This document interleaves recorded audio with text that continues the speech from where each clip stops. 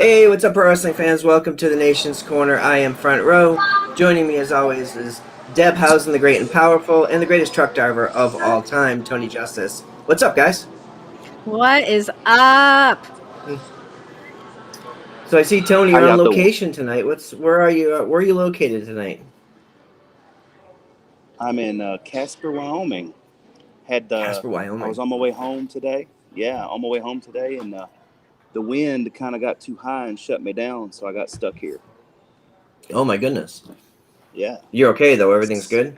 Oh yeah. Everything's good. I'm parked, safe, everything. But if I'd have continued to drive, I might have been blown over. So they had the interstate shut down. I had to pull in here. So Mm-hmm. it's all good. Awesome. Deb, what's up with you this week? Well, I got this shiny new microphone here that my wonderful parents got me for Christmas. So, first time using this, and I have a couple days off in a row, which is really weird to have a couple days off in the middle of the week, but here we are. I'm enjoying it. Nice. Yeah, well, my whole work crew was off this week, so I figured why take vacation when no one's around. So I Right. worked all week, kind of ish. And Sometimes it's better to work when there's no one else to bother you. I got caught up with a lot of stuff, so that's good. We Yeah. enjoyed Christmas. You guys have a good Christmas? Oh, yeah. Yeah, it was a blast. Nice. So we wanted to get together, and so as you guys can see, we're recording this. We're not live, so if you're in the chat, we won't be responding to you, but we're happy to see you in the chat for the debut. We're going to be doing our year-end special tonight, which is sort of our highlights from the year. But I did want to touch base on a couple of things that happened this week in the world of pro wrestling. One of the things that we saw this week was we saw the semifinals of the TBS Championship, and Jade Cargill and Thunder Rosa had a great match last night. I think a lot of the fans, the general feeling was that it was Jade's best match to date. A lot of that has to do with being in the ring with Thunder Rosa, but I got to give a lot of Yeah. credit to Jade for really stepping up her game and bringing the fight. And it wasn't a clean victory, so we can't really give her all that much credit. She did get some help there at the end from debuting Mhm. Mercedes Martinez. But it was a pretty fun match, and I'm excited to see where the tournament's going to go in the finals.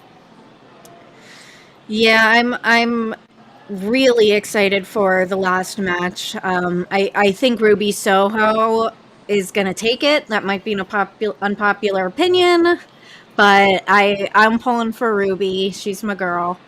Um, but that match last night with Thunder was amazing. We knew that Thunder could really help Jade to step it up, and she did. Yeah. Tony? Yeah, I came in. That's when I came in. Was that match? I missed the first hour of Dynamite because I was on location getting loaded, and came in and it was mid match. So I've got to go back and watch the entire thing. But uh, but yeah, I agree with y'all. Jade had her best match to date. Thunder is the right person to help her to elevate. Um, I'm ready to see Thunder elevate herself though. But I mean, she's a great person to do the job for, to get the other talent over. So, Mhm. but yeah, I'm going to have to go back and watch that entire Dynamite from last night. Oh yes, you need to. Yeah. And for me, I think like my heart wants to see Thunder at the top of the food chain. I want to see her holding that AEW Women's Championship. So if she can't make it, if she wasn't able to win here and go on in the tournament, then I hope she can refocus and work her way back up, into a prominent position that puts her in a title match down the road. The other Yeah. thing I thought was really interesting last night, and I know Deb, you had a lot of thoughts about the Dan Lambert segment, especially with the Brandy Rhodes Yes. stuff. Like I was like very much in the Attitude Era in that during that time. Yes. I think that segment was brilliant in multiple different ways. Dan Lambert has really shown that I think he is probably the best like actual heel right now. The fans just hate him, and I can attest. Like when we went to AEW in Philly, when he started speaking, the booing from the entire crowd was so loud that I legitimately could not hear what he was saying. I didn't know what he said until the next day when I watched the show back. It was just so loud, and I really don't like the term like go away heat or change the channel heat or whatever that crap is. I think that people feeling like they want that person to go away or they want to change the channel, then it's working. Like, you really do hate that person. I want Dan Lambert to get punched in the face, and right now I want Brandy Rhodes to punch him in the face. Oh yeah, I definitely want to see that too, and I think it's very hard to get like legitimate heat in the business right now. Billy Ray always talks about this, as we've talked about a million times. MJF is a great heel, but like, people appreciate the work that he's doing. So is he really a bad guy? Do people really hate him, or do they love to hate him? A guy like Dan Lambert comes in and they call him a boomer, they call him out of touch, he even referenced Jim Cornette. And you go, all right, well, people go, no, I actually hate that guy. And you go, well, yeah, that's the point. Right. Like, that's what you want. So, and again, so maybe that makes us in that category of we appreciate him for what he's doing. But like, I want somebody to beat the shit out of him. Like, yeah. I don't care. Yeah, I would really thoroughly enjoy watching like Brandy and someone else just like kick him down in the ring and just start punching him and kicking him. Like, that would make my night. And that's showing that it is working. Like, us fans, modern fans, are so privy to like how the business works in a lot of ways and the terminology and stuff, so that we do appreciate the talents of someone that can go up there and do an awesome heel promo. We appreciate their skill. So yeah, that falls in that great gray area where, like, are they really a heel? Because we know and appreciate that they're extremely talented in what they do. We don't necessarily hate them for it, though. But I think in this case, it is genuine heel heat. Yeah, I would agree. And it's interesting. I think they talked about it on Busted Open this morning, where Brandy was getting booed when she came out, but Dan Lambert is such a powerful bad guy and just so hated that Brandy got cheered by default. And I think it was really smart. And I hope that they keep him around for a while, because the stuff that he's saying rings true. He's saying a lot of stuff that the fans also kind of agree with. But he's also, a lot of the stuff he's saying is truths wrapped in a promo, which is a very CM Punk kind of thing to do, if you think about it, just on a different level. Exactly. But but I'm pretty excited to see where they go in the new year with all this stuff. Tony's rejoining us. Now Tony's on location, so his signal's a hit or miss, but there he is. Welcome back, Tony. Yeah, the wind blew me up though. So real quick, I wanted to say you just mentioned CM Punk.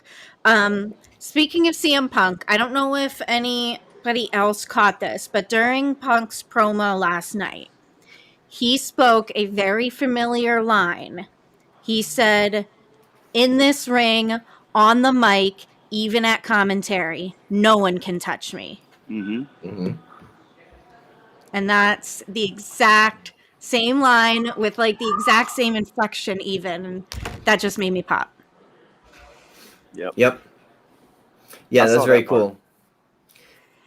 And I saw Taz's response online. He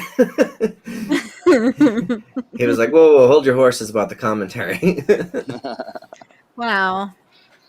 We'll see. But I think that's an interesting thing too, because they brought back, and I think we're going to talk about this in our year-end review. Like, AEW's done such a good job of bringing in veteran talents, and CM Punk is certainly in that category at the top level, and they've utilized them in a way that they're elevating their product and the people around them without making it all about them. And oh my God, CM Punk comes in and wins every week and steamrolls all over everyone. But from everyone from CM Punk to Bryan Danielson to Christian Cage to Sting, like across the board, everybody has figured out how to elevate, the rising tides raises all ships sort of deal. I've been really impressed with the way they've done that. Yeah. One real quick thing that kind of ties into that. The most recent episode of Matt Cardona, the True Long Island Story, he's basically chronicling what happened like this week 10 years ago in the journey of Zack Ryder. So this last episode, he talks about this picture that had come out 10 years ago that he saw in his like Facebook memories and just reposted it. So you can scroll back on his Twitter and find this picture. And it was him and all of the other wrestlers that had titles in WWE at that time. So this week, 10 years ago, everybody who had a title. And Cardona said it was very telling to him that so many of those people in that photo, Daniel Bryan was in that photo, CM Punk was in that photo. I can't remember some of the others, but most of those people in that photo, still 10 years later, are at the top of their game. And he said if you like move that goalpost of a 10-year measurement a decade earlier, say from like instead of from 2011 to 2021, if you go from like 1991 to 2001 and take those people who were holding titles in 1991, like none of them were still wrestling in 2001. So he just said it's very astounding that there are still so many people 10 years later that are at that level still and still in the main picture. Mm-hmm. Yeah, and I think that's interesting because that's really a testament to the changes within the business and the way that athletes not only protect their bodies and their lives, their livelihoods, but it's also a testament to the way that there's so many more opportunities where places for people to work, where you can still be at a high level, you can still be a superstar in 4 different promotions on any given week. Look at it, Right. and I'll save my thoughts on that, but there's definitely someone on my list that's done a very, very good job of that this year. Yes, I agree. So speaking of vlogs, and I appreciate that because you're like the vlog queen, like you see all of them. I try. But Try I to did keep want to current. mention, I'm personally like I'm a big fan of Thunder Rosa and Mick Foley, and I saw part 2 of the taco vlog today, and I've seen Mick 8 times, I think, and I've spoken to him, I've heard all these stories, and he still told stories today that I'd never heard before. And some fascinating stuff. So I highly recommend that folks go over and check it out. But just a little spoiler, he does hint at the idea of the hardcore legend title being bequeathed to the winner of a cage match between Britt Baker and Thunder Rosa with him as the ref. Oh, Oh, wow. There's a okay. whole discussion around it, and everybody needs to go Okay. watch it because it's really interesting. All right. Nice. I will definitely go watch. I haven't caught that yet. So Nice. definitely go check that out. So let's jump into our list. So I don't know if I have the same amount of folks that you guys do. I came up with my 5 favorite moments of the year, and then my 5. What are we calling our superstars, Deb? Wrestlers that moved the needle in Yes, wrestlers that move the 2021. needle. Thank you. So which do you want to start with, Tony? Patent that. Let's do our moments of 2021 first. All right, hit me with number 1, or your Okay. first one, I should say. Number We're going 10. from 10 to 1. I've Yeah. got 10. So I know front row you have 5, but that's okay. I have 10. Number 10, selfishly, on my list is the epic ECW mural pic that we took in Philly back in September with some of the crew that came. And those that don't know, Bully Ray on Busted Open, David LaGreca and Bully Ray were both there. And so Bully told everybody on the air that he wanted to get a picture in front of the ECW mural with a select few Nation members. And so we were there for the convention, and we were there with Bully and Dave, and kind of just hanging out with them at their table and going off and doing our thing, coming back, And so when it was time, Bully got Chris to the side and said, everyone to the bathroom in 5 minutes. And so that was Chris's cue to get all of us rounded up and meet Bully in the bathroom. And There were a few stragglers who came in with us, but we took the picture, and it was none other than George Napolitano that took the picture. And so that was news to me whenever it happened. And Deb was there, and Deb saw my reaction after it was taken. We kind of snapped two pictures.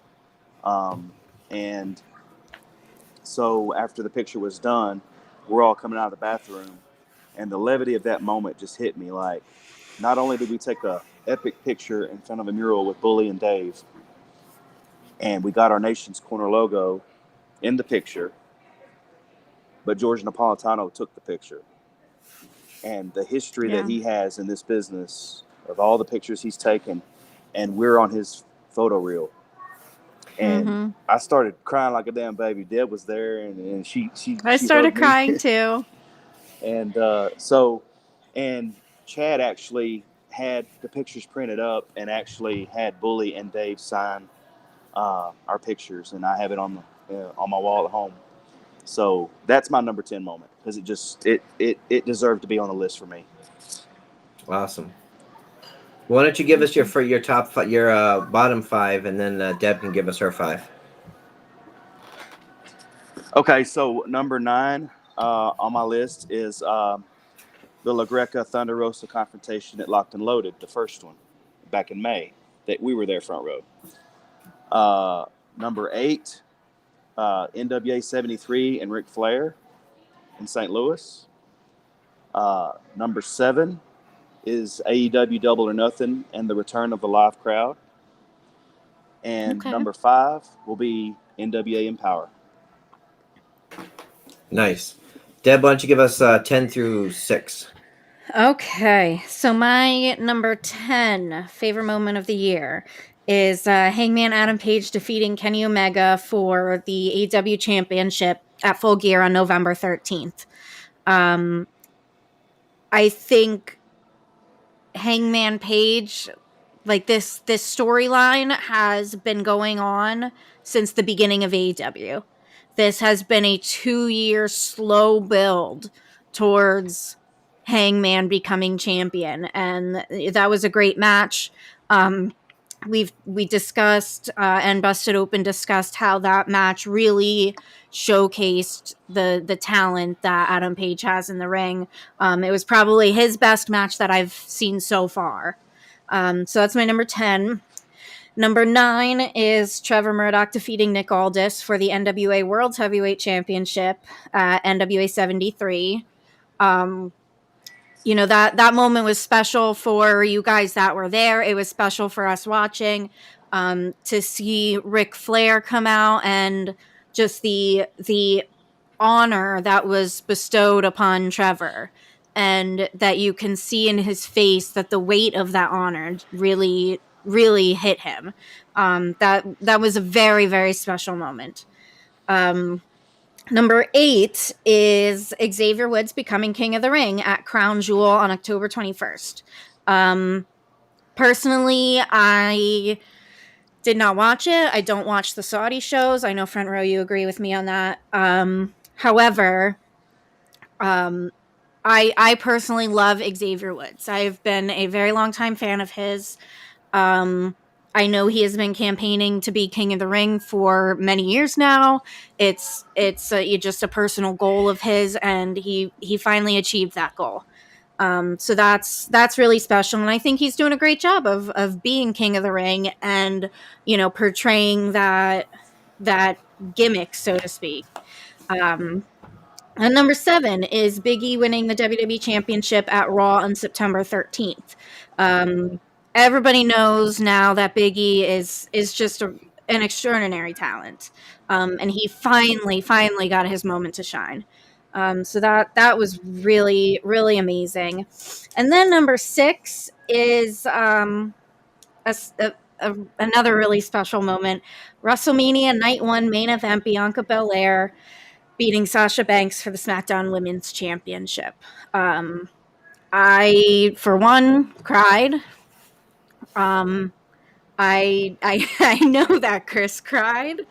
I remember when we were on Zoom that night, I was I knew she was a little behind me in her feed, so I like didn't say anything and tried not to have like an on-camera reaction until she saw it. And then when she finally saw it, we screamed, we cried.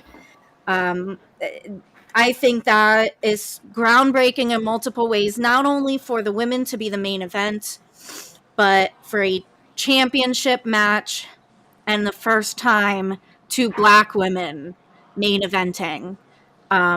It was just a momentous occasion, and what a shining moment for both of them, really. Yeah, I mean those are some pretty big moments. I think a couple of things you talked about there, and there's one of the moments you selected is on my list as well. So I'm just going to mention it too. Like we were ringside for that Trevor Murdoch Nick Aldis match, and it wasn't even just Ric Flair. Like being in the room with Ric Flair was awesome. It was cool. Like all of it was very emotional. Everything Tony talked about. But having spoken with Trevor a few times and seeing his interviews and seeing what it meant for him to be wrestling in his hometown in front of a crowd the first time in 37 years that wrestling had been at the Chase, and everything that the history of the moment was not lost on us in the room. You could feel, and there are those times when you're at a show and you know something special is happening, and to see Trevor's family come out, and I know that Nick has an immense amount of respect for Trevor because he said so in many interviews before and since.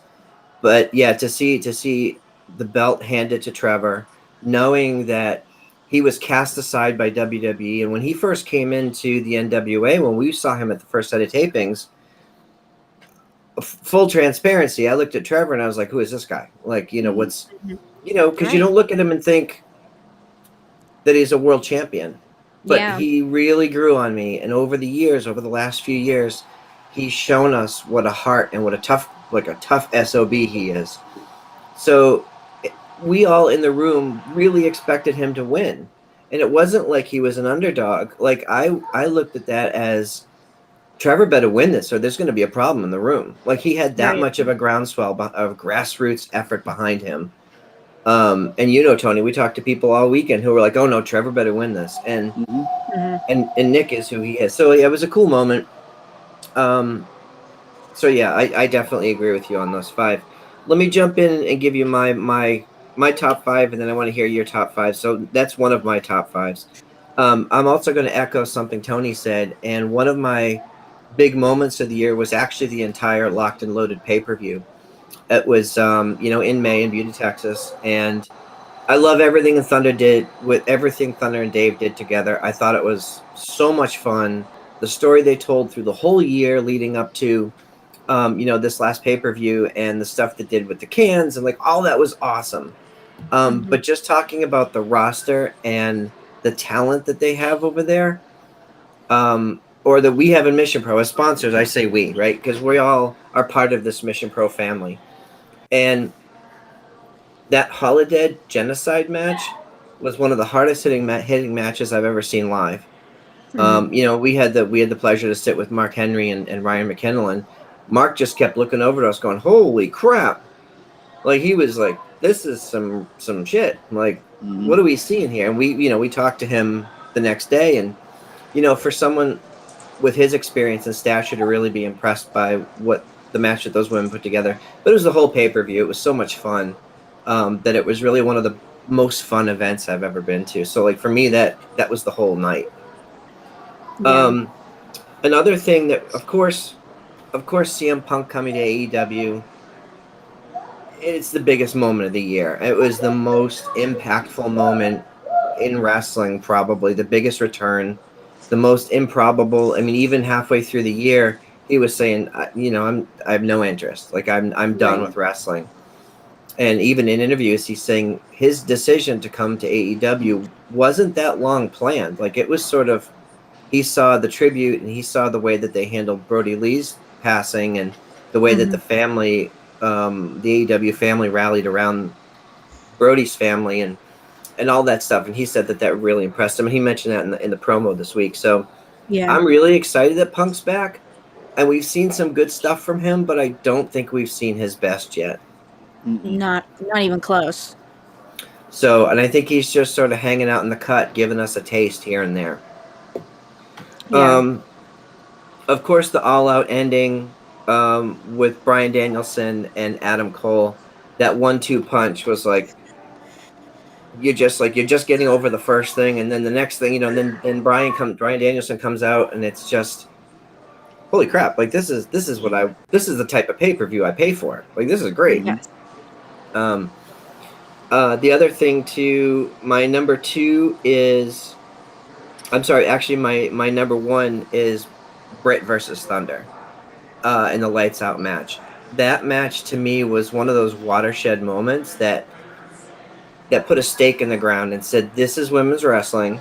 This is what AEW brings to the table." And you're goddamn right. This is the main event because this is supposed to be the main event, even if it's a lights out match. It was still the main event of Dynamite, and people were literally talking about that match for weeks. Busted Open talked about it for like a solid Mhm. week. Mm-hmm. And not just because of Dave being friend with Thunder, but even Bully was like they really drew a line in the sand and said, okay, this is what we bring to the table. And I was just super excited for them, even though I cringed through most of it. So Yeah, I completely agree. those are my top five. All right, Tony. Okay, well, my top five again. I messed up a while ago, so I'll mention it again. I wanted to expound on it anyway. So, my number five moment was the NWA Empower pay per view.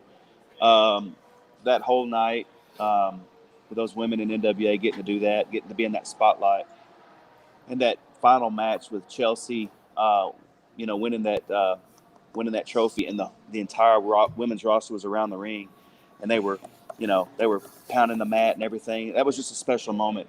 And when the pay per view went off the air, uh, and those of us that were there live that got to see that moment, carried on, forward, and Chelsea brought to tears, and that was just an amazing, amazing moment for me. Being there in that live crowd that whole weekend was awesome. Um, Number four, LaGreca getting speared into the beer cans that I was actually fortunate to be there live for.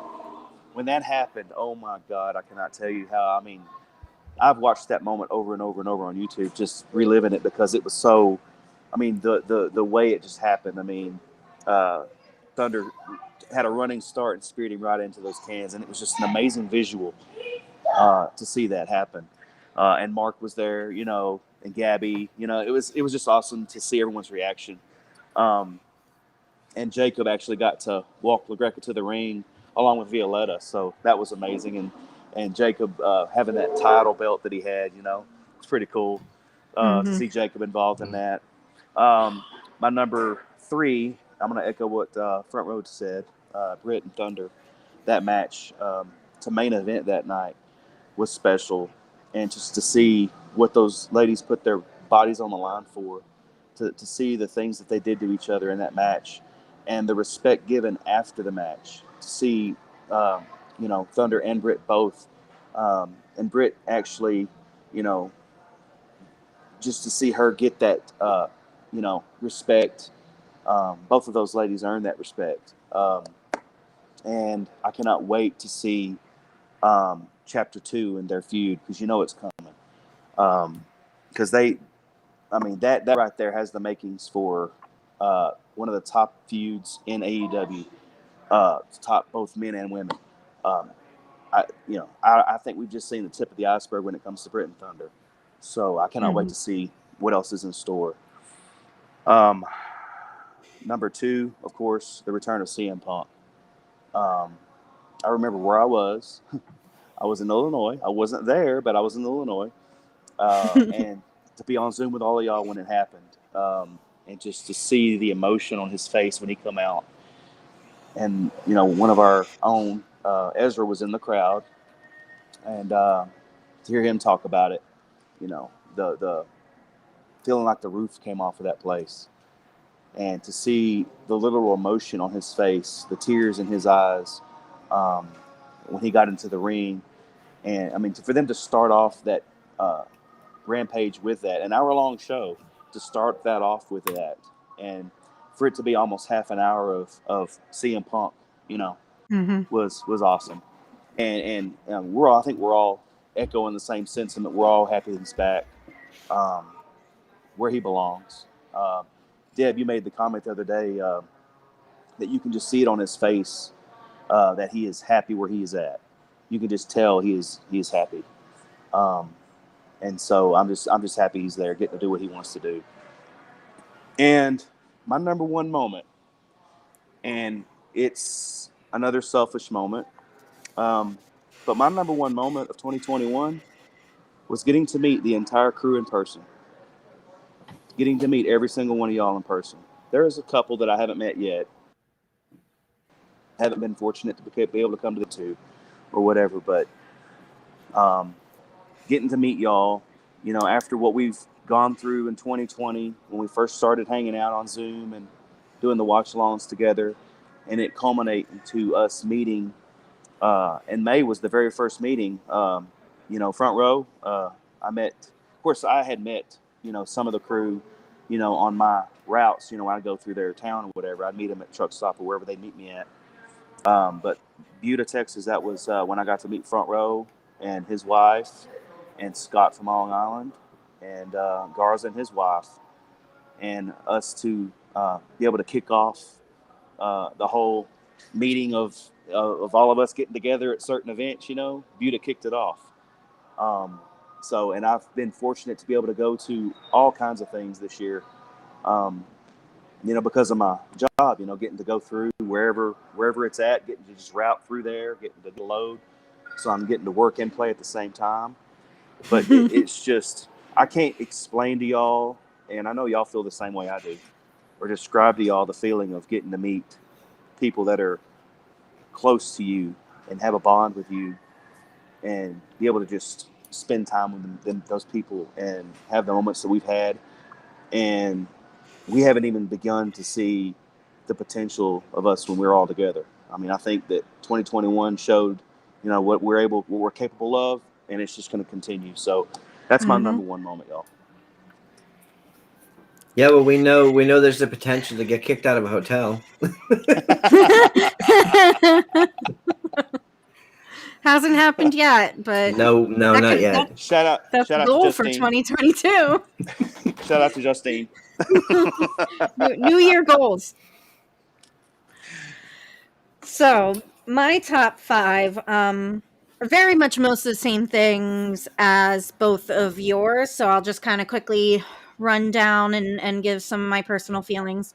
Number 5, the NWA Empower pay-per-view in August.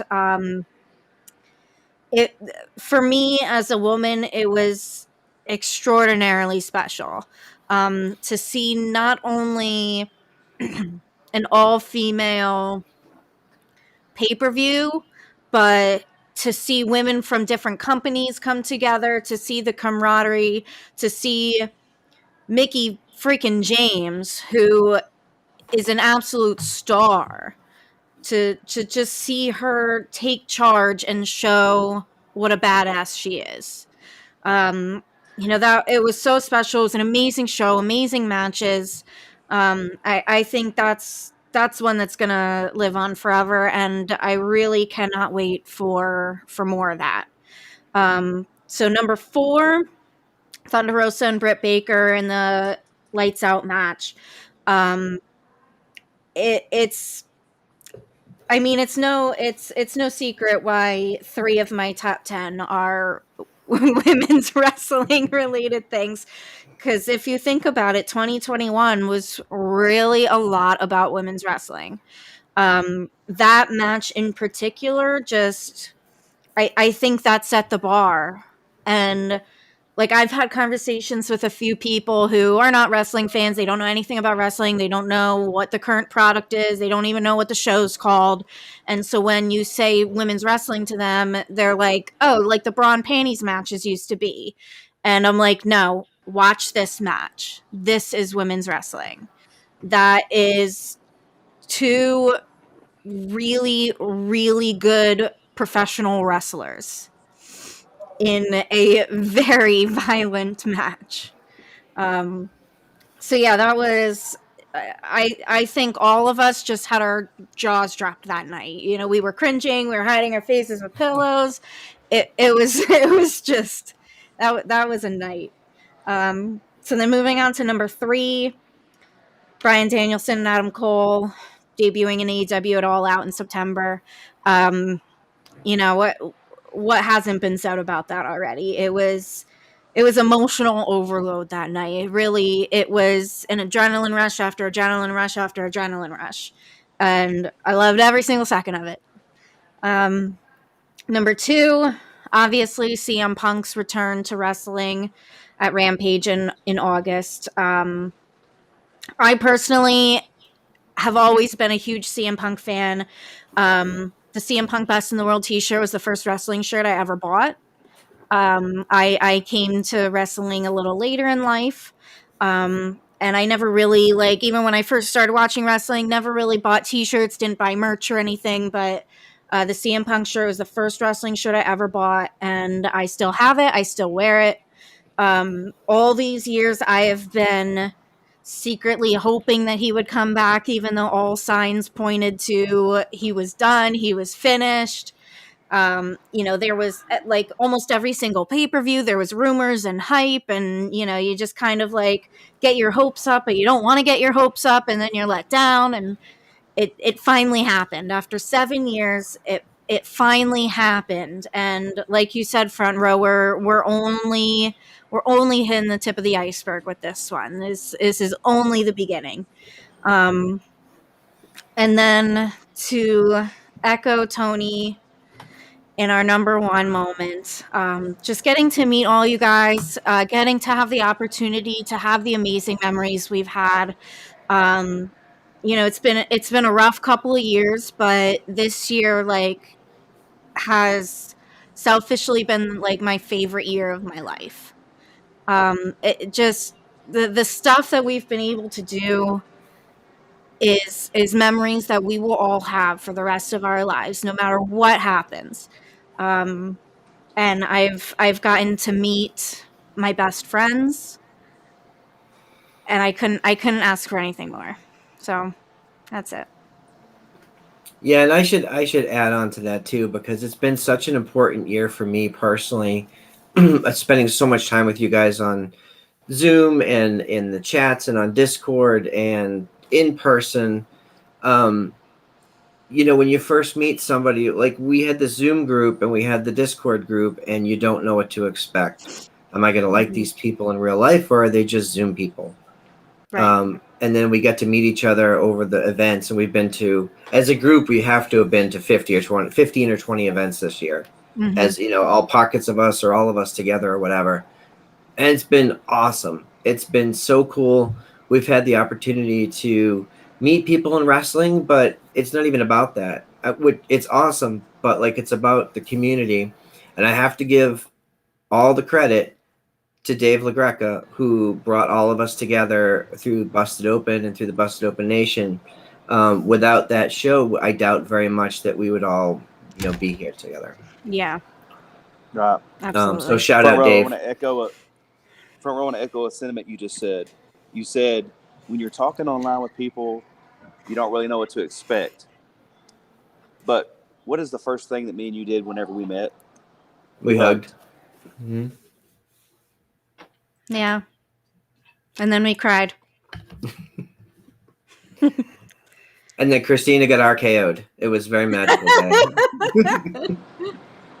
I think I just had that some Matt's that head shit really that really shows the bond and the connection that we had, that we created friendships over social media and not even having met in person yet. And then when we did meet and we went to events together, it showed that we are true friends. Like, you know, this isn't just like some Zoom thing or just some social media message board. We have developed these real friendships and these real bonds. Yeah, and I want to include like our Discord in that too, because every day whether it's through Busted Open or through whatever wrestling shows on at night, or there's people in there talking about, whatever sports are going on. Like there's so much activity in the Discord, and it's a very respectful, fun, tight-knit community in there. So I'm also very happy that we've been able to help make that happen a little bit. Yeah.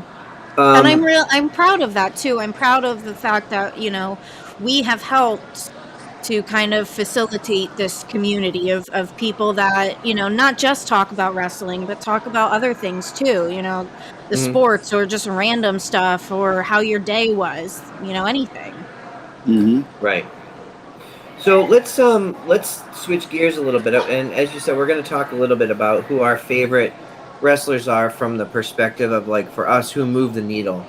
And let's do a round robin here. So I'm going to give you my number 5. My number 5 is someone who we saw in Mission Pro Wrestling as Lacey Ryan, and we saw her in 2020 on a Mission Pro pay-per-view, and I was like, oh my god, who is this person? She's incredible.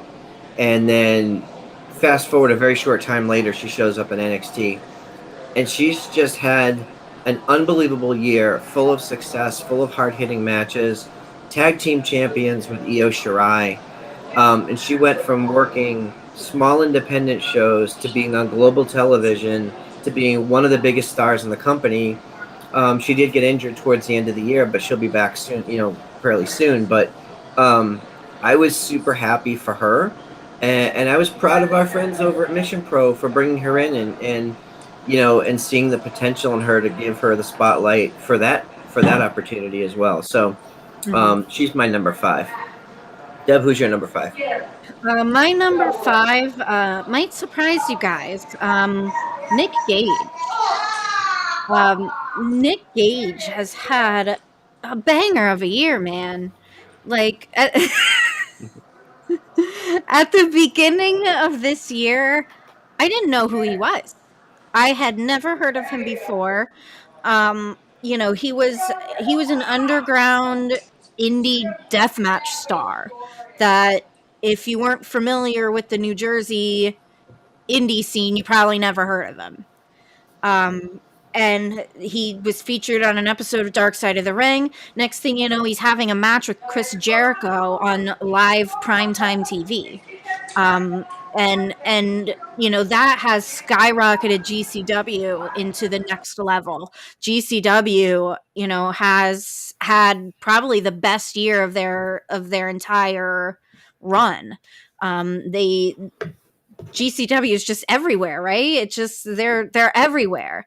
These GCW shows are kind of being talked about as must see, and I think it all boils down to Nick Gage and his star shot right out of the sky this year. Yeah, I have to agree about Nick Gage. He's actually on my list too.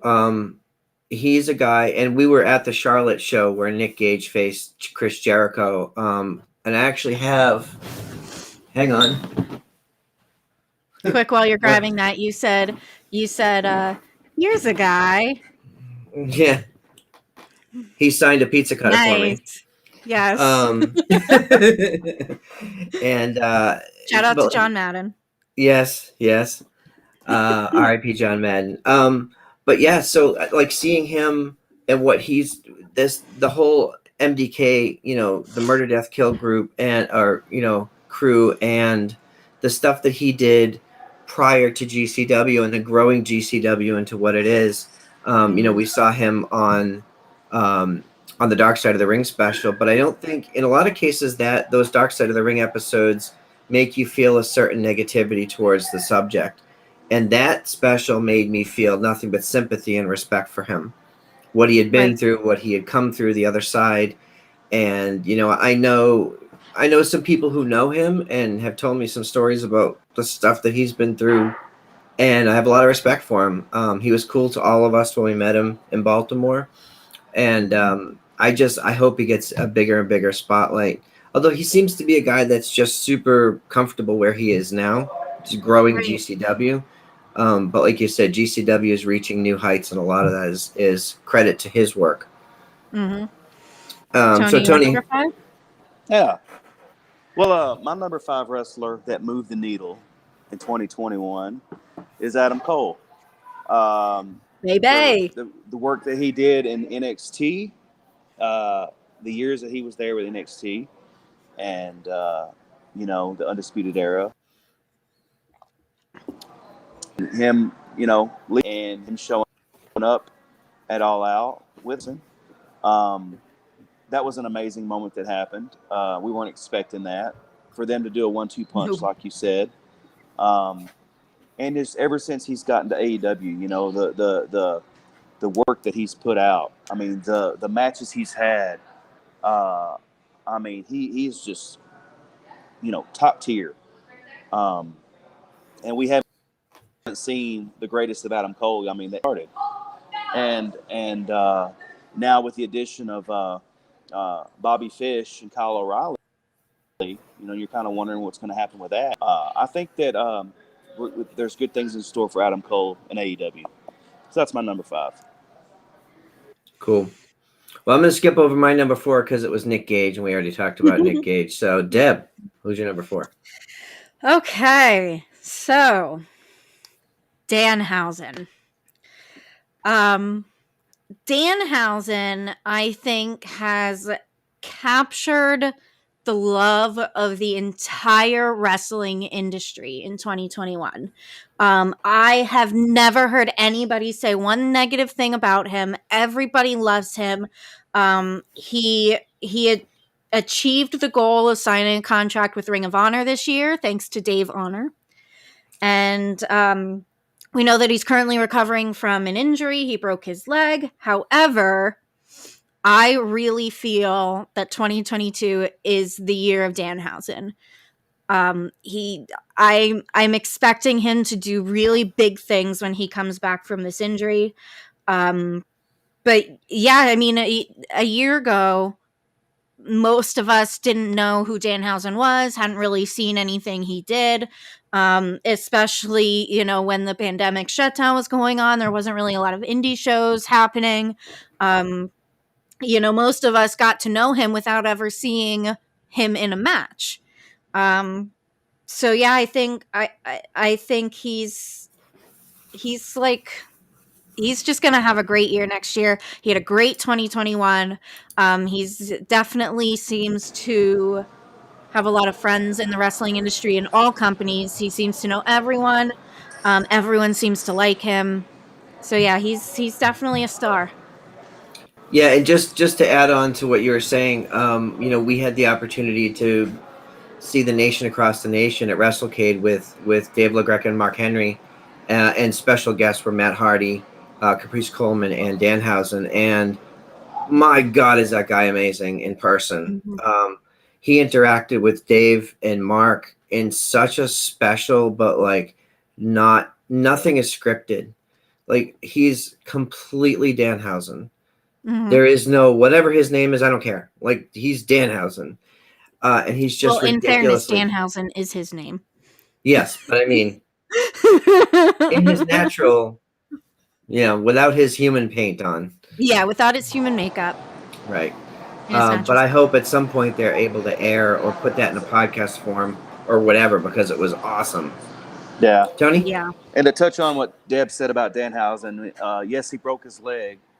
And most people who get injured like that and go away to get, to heal, Danhausen has taken advantage of it and actually putting out content. He's got the scooter he rides in. He's taken advantage of an injury, and he's getting more over.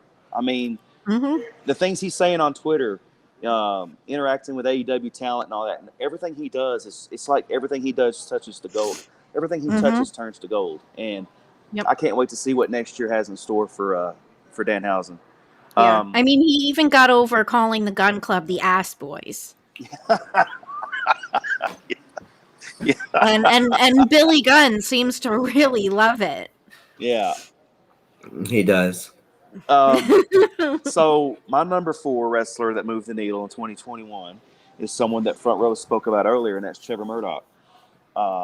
Trevor Murdoch, had the culmination winning the championship in St. Louis at NWA 73, and he's doing a great job of carrying that title and elevating it. Nick Aldis, of course, when he had the championship, you can't equate Nick Aldis without putting that title in there with him. But Trevor Murdoch has done a very good job of taking that title and defending it. And, I'm just interested to see what he does in the future with the title, because he just defended it in Atlanta against Mike Knox. So, we'll just see what next year brings Trevor Murdoch. But he's my number 4. I believe Trevor is defending it next week against Gangrel, right? Oh yeah, I think you're right. Yeah. Yeah. Florida, I think.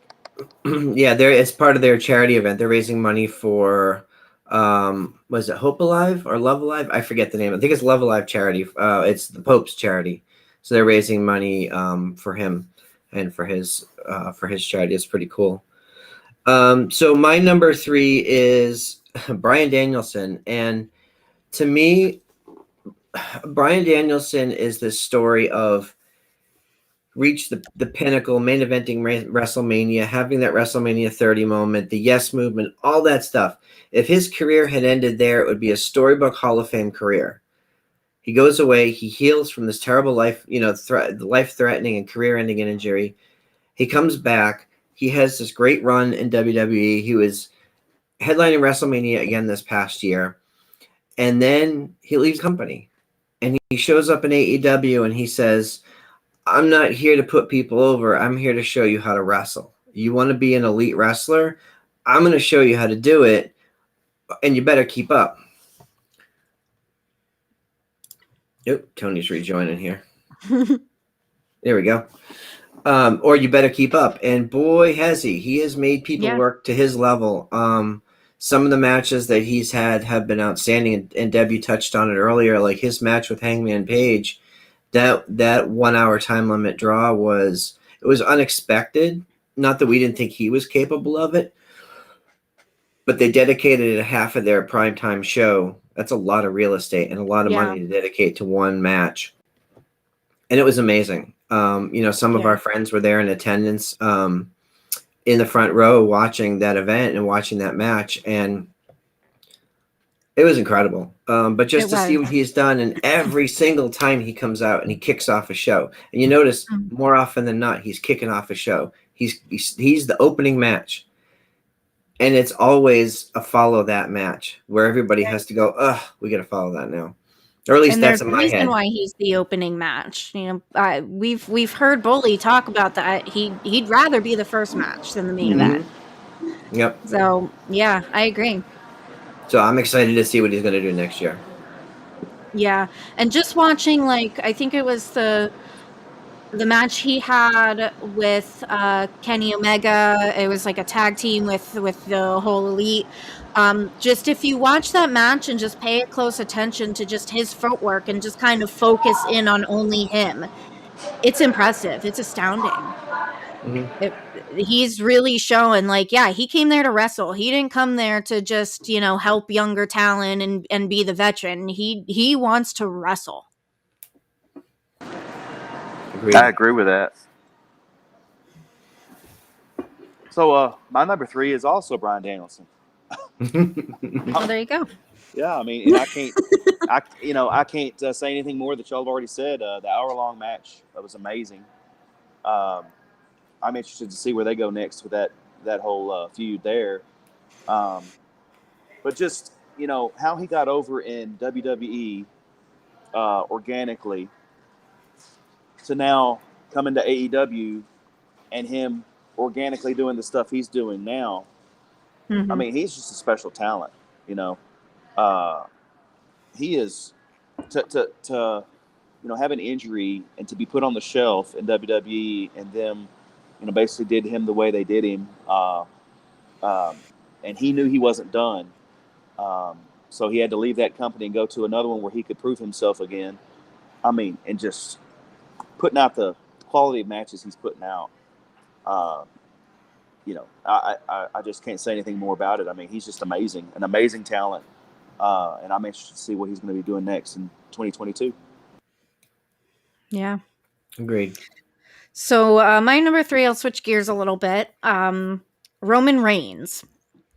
Y'all know I'm not too hot on WWE lately.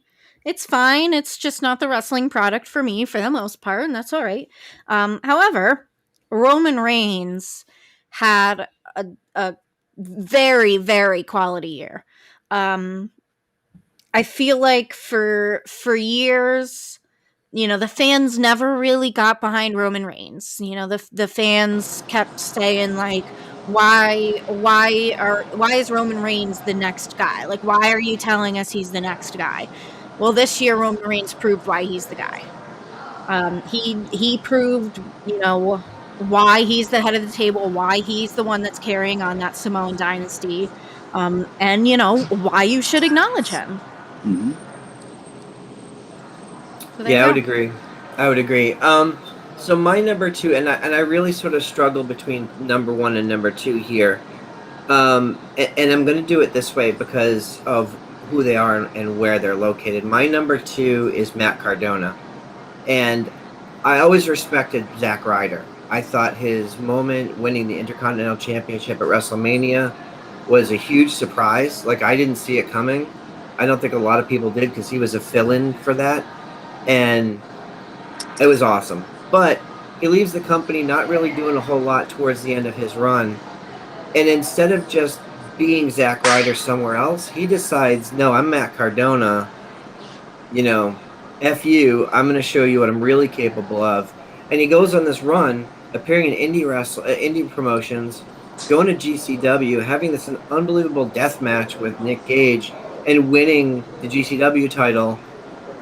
The little things that he's done, like the GCW universe, like replicating his WWE isms and like really trolling the crowd, it requires a self-awareness that very few people have. So to see some of the stuff that he's done, and then of course most recently, Tony and I, and Trenda and Miss Front Row and everybody who was in Atlanta, we And get Neil. to see, and Neil, of course. We get to see Matt appear in the NWA, and it was cool. It was just cool. I was totally shocked. That was a big shock for me. I'm like, holy crap, he's here. Mm-hmm. So he's everywhere, and everywhere he goes, he's doing good work that is moving the needle. So he's my number 2. I'll just continue with that, and he's my number 2 also. I was a Zack Ryder fan since day one, man. I have always loved him. I even have proof in my Facebook memories from 10 years ago with me posting on Facebook saying, woo, woo, woo, you know it. It's there. And man, Matt Cardona has been everywhere this year. He is really enjoying his ability to just do what he wants, go where he wants, control his narrative, as they say. He's the king of the death match. He's the internet champion. Listening to his podcast, he also owns a whole tree of podcasts. He helps run the Major Wrestling Figure podcast group. They have like 10 different podcasts out there, different categories. But his podcast, the Matt Cardona True Long Island Story, has really given me a lot of insight into him, into his thought processes, his run as Zack Ryder and everything that went into it is way more than meets the eye. And now his current run is just insane. He's getting married this weekend.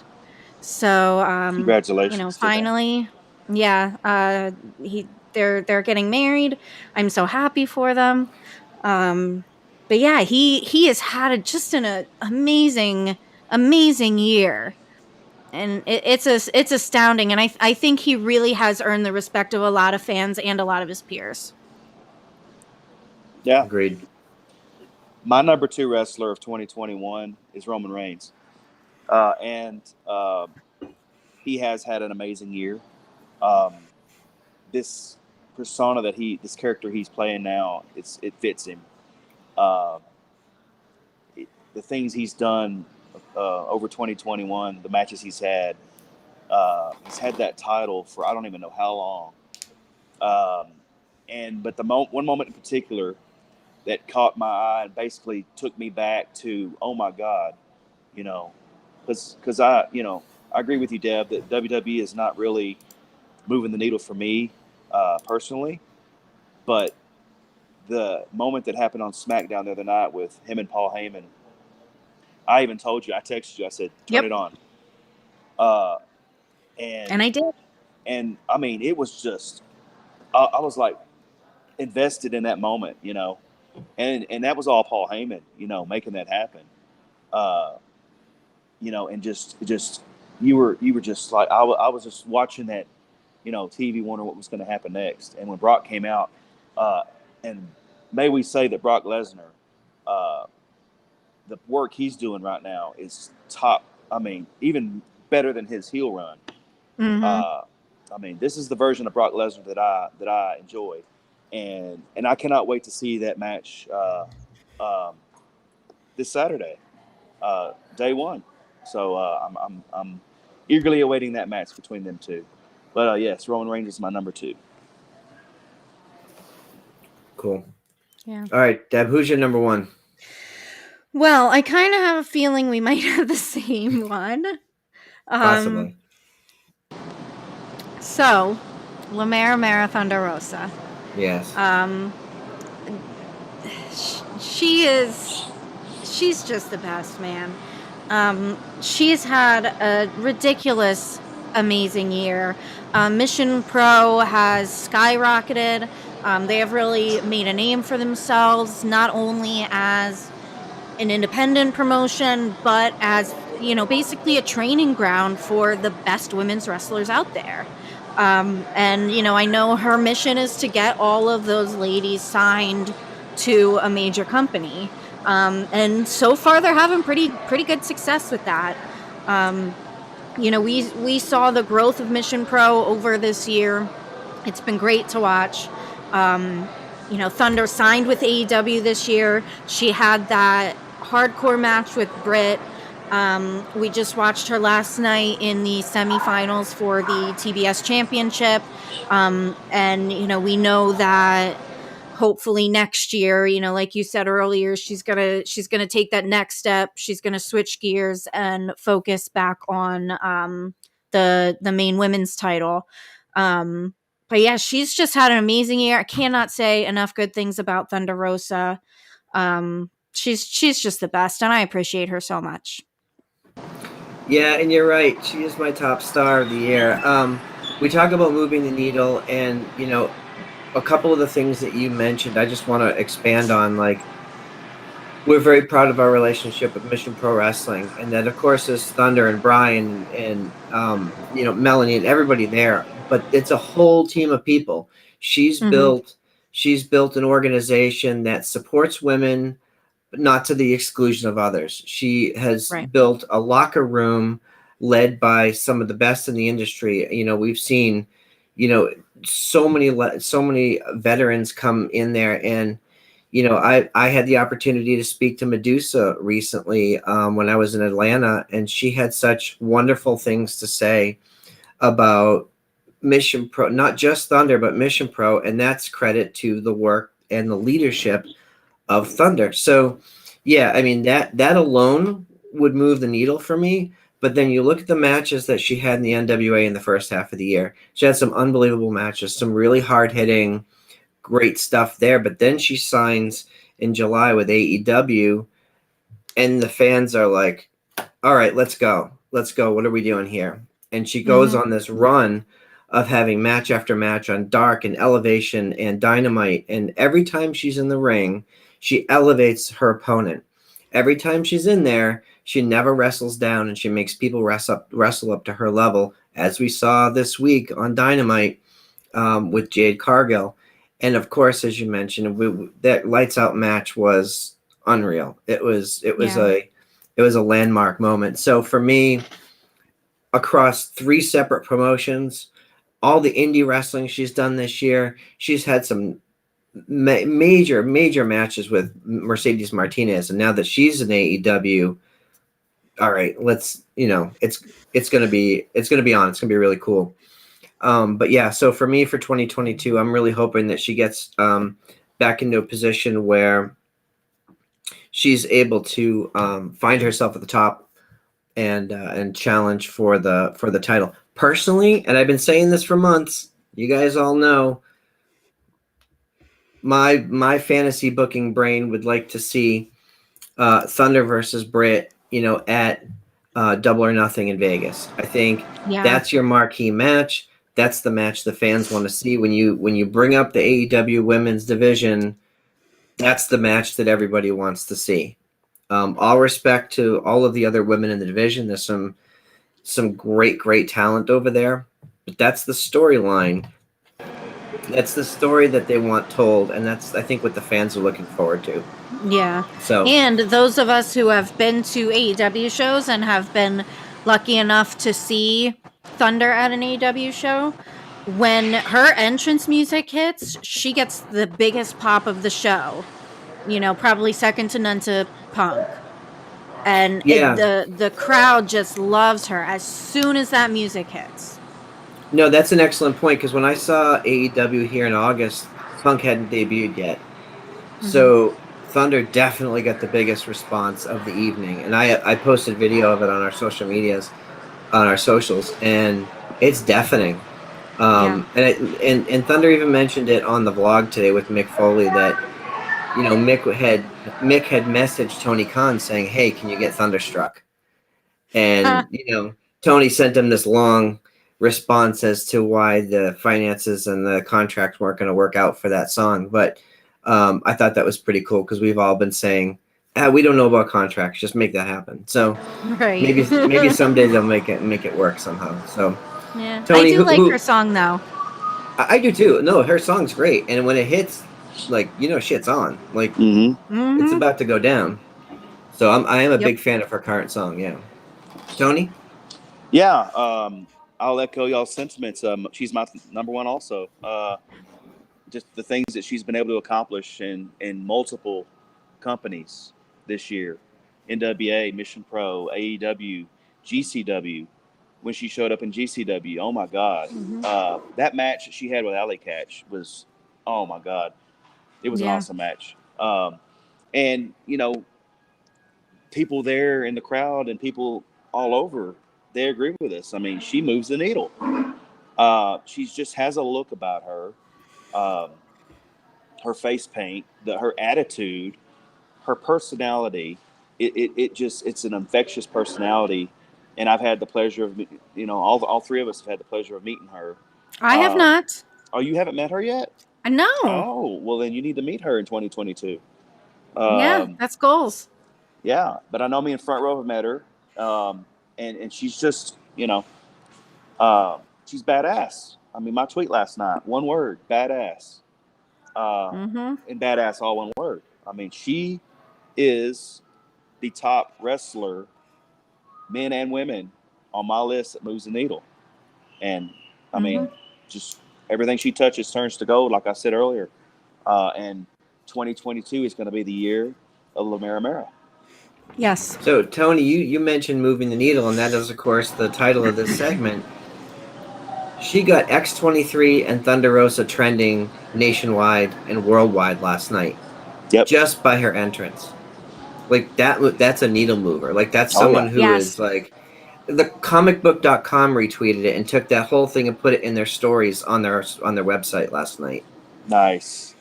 The writer for the X-Men the original series contacted one of our friends and reposted it on the X-Men site. I mean, cool. It was such a cool moment, but then even beyond that, the match itself for wrestling fans, that moved the needle for Jade. That elevated Jade. So everything she does moves the needle. So I'm super happy for her, and we're proud to call her a friend. So I'll be excited to see what 2022 brings.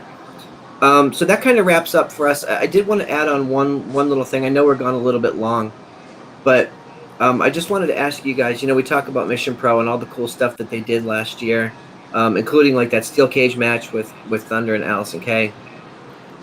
What was one moment this year, not Dave LaGreca related, because we've already talked about Dave. He's already gotten enough shine from us tonight. What was one moment from this past year that you were the most excited about from Mission Pro? I don't know if it's a specific moment, but for me, getting to know who Genocide is. I think Genocide is one of my favorite people that I have learned about this year. And just hearing her story, getting to see a little of her personality shine through in interviews. I know you guys have met her. I have not yet. But I think just seeing Genocide at Mission Pro has been one of the highlights for me in Mission Pro this year. My moment, Mission Pro moment of the year, is something that I was live. Me and you, front row, were live at, and that was the match that Genocide had with Holiday. That match went all over the place, all over that Pinball's Kingdom in Buda, Texas. The things they did, oh my God! We that was a standing room only match, by the way. Everyone was on their feet. There was no one sitting down. And every match that Holiday has is a standing room only match. So that was my moment of 2021. Yeah, I mean, there was a lot of great matches and a lot of big moments. I think for me, one of the things that stuck out was the crowning of new tag team champions in Mission Pro, and that's the Renegade Twins. If you look at Thunder's Twitter from today, she posted a picture of her and Brian scouting and taking notes. That was at the Greensboro show, and you can see my leg in the corner. I'm sitting next to Stephen Leonard. Shout out to Stephen Leonard. But yeah, we saw that match. Christina and I were 3 feet from the ring, and that was the first time I had seen them wrestle live. And I was like, holy crap. Like, these women are young and ridiculously talented.